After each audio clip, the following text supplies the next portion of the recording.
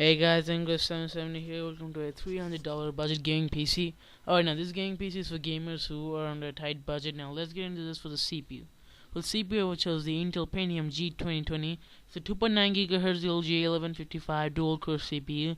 Okay, it's a dual core CPU, but it can run the latest games without a problem.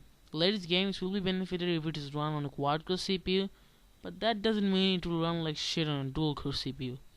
It's an hybrid CPU, so you can upgrade to an i3 or an i5 or even an i7, and it's only $63, so not a bad choice.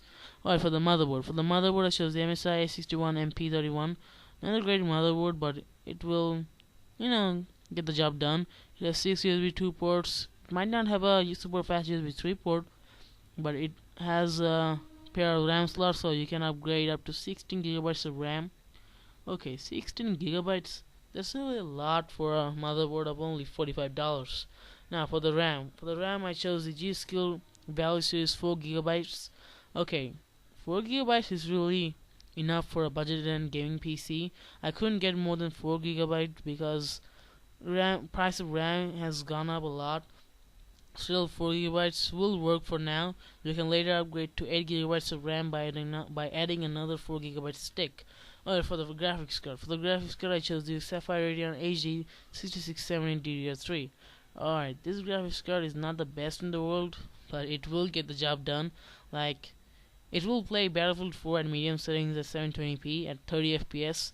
Okay, not much for a hardcore gamer, but you really shouldn't expect more from a $55 graphics card. If you want to play games like League of Legends, you can play at a decent resolution with decent FPS. Okay, for the power supply. I chose the Antec 350. It's a 350 watt power supply. 350 watt is enough for this build because the CPU consumes only 55 watt and the graphics card consumes around 60 watt. If you upgrade your CPU or your GPU, then you can get a decent power supply. But right now, this will do. Alright, for the case. I chose the Apex 393. Okay, it's an ugly looking case.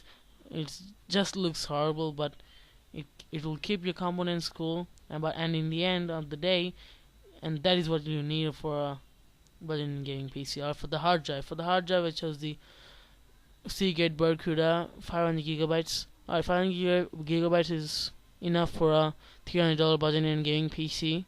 It will have a lot of storage for you, and okay, there you go. $500, $300 gaming PC. Okay, catch you guys next time.